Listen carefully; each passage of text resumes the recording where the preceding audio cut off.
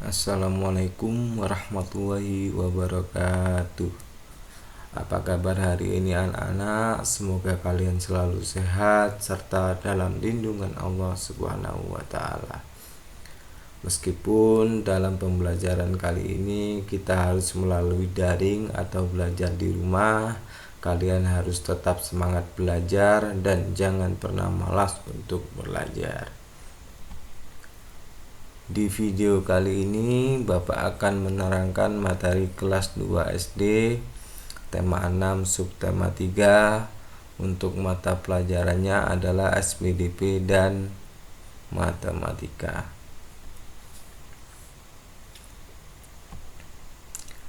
Di mata pelajaran yang pertama yaitu SPDP tentang karya seni 3 dimensi. Karya 3 dimensi adalah karya yang memiliki unsur panjang, lebar, dan tinggi. Di mana dalam karya 3 dimensi biasanya itu terlihat dari segala arah. Berbeda dengan 2 dimensi, biasanya itu hanya terlihat dari arah depan, dari arah samping saja, dan sementara dari arah belakang itu tidak terlihat. Dan dalam seni 3 dimensi itu semuanya bisa terlihat, apakah itu dari arah depan, dari arah samping, ataupun dari arah belakang.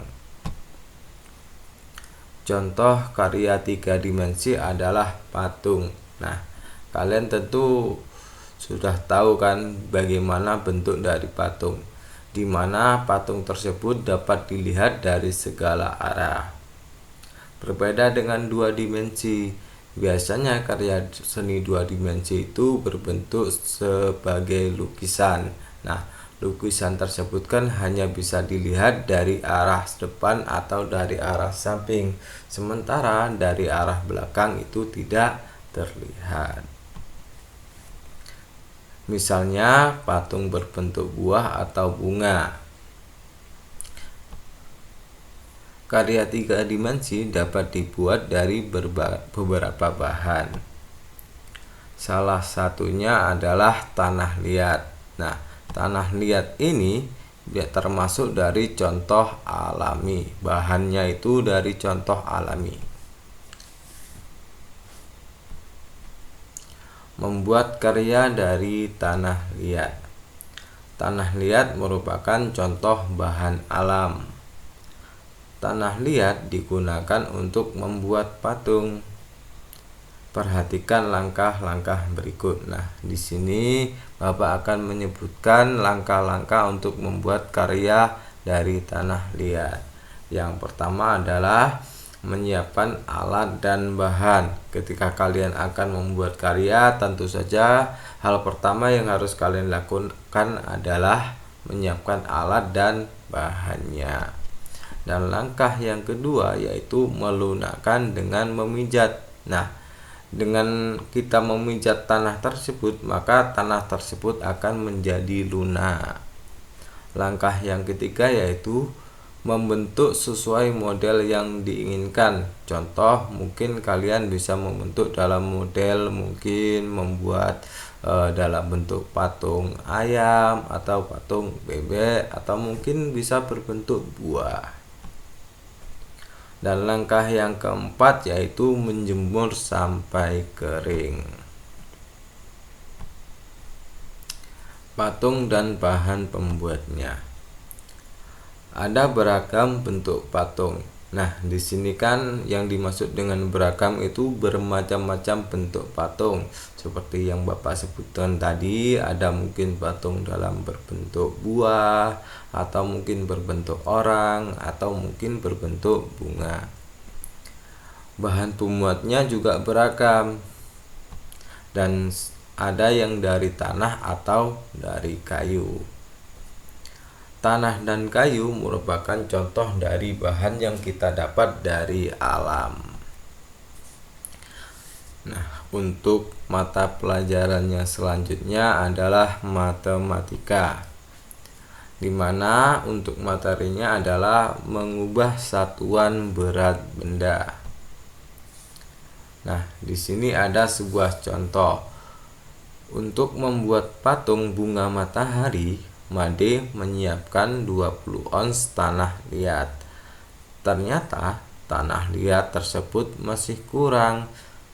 Made lalu menyiapkan 10 ons tanah lagi. Berapa kilogram total tanah liat yang disiapkan Made? Nah, di sini bisa kita lihat bahwa Made itu akan membuat patung bunga matahari dan sudah menyiapkan 20 ons tanah liat. Tetapi tanah tersebut masih kurang sehingga Made menyiapkan 10 ons tanah liat lagi. Nah, di sini kita mengubah satuan berat benda, di mana kita mengubah satuan yang ons ini ke dalam satuan kilogram, di mana 1 kilogram itu sama dengan 10 ons. Yang artinya ketika berat benda tersebut yaitu 1 kilogram, maka berat benda itu sama dengan 10 ons. Nah, untuk menjawabnya bisa dilihat di sini. Tanah liat yang disiapkan Made yaitu 20 ons. Nah, karena di sini 1 kilogram sama dengan 10 ons, maka 20 ons sama dengan 2 kilogram. Ditambah 10 ons. Nah, 10 ons sama dengan 1 kilogram. Sehingga hasilnya adalah 3 kilogram. Jadi, total tanah liat yang disiapkan Made adalah 3 kilogram. Untuk materi yang selanjutnya yaitu kesetaraan ukuran berat benda. Yang dimaksud dengan kesetaraan di sini adalah nilainya itu bernilai sama. Contoh seperti yang tadi Bapak bilang, ketika ada berat benda 1 kg, maka itu nilainya sama dengan 10 ons. Nah, perhatikan contoh berikut. Ani membeli duku seberat 3 kg. Ani juga membeli mangga seberat 40 ons. Berapa kilogram berat seluruh belanjaan Ani? Nah, coba dilihat di sini. Ada dua satuan yang berbeda, di mana yang pertama ada kilogram, yang kedua adalah ons. Sementara yang ditanyakan adalah dalam bentuk kilogram. Nah, karena dua satuan ini berbeda, maka satuannya harus disamakan dulu, yaitu sesuai dengan permintaan soal dalam bentuk kilogram. Maka 40 ons ini kita ubah ke dalam bentuk kilogram terlebih dahulu seperti berikut. Nah, berat mangga sama dengan 40 ons sama dengan 4 kilogram. Sehingga berat seluruh belanjaan Ani adalah berat duku ditambah berat mangga. Di sini berat dukunya adalah 3 kilogram. Sementara berat mangga sudah kita ubah dalam kilogram menjadi 4 kilogram. Sehingga 3 kilogram ditambah 4 kilogram sama dengan 7 kilogram.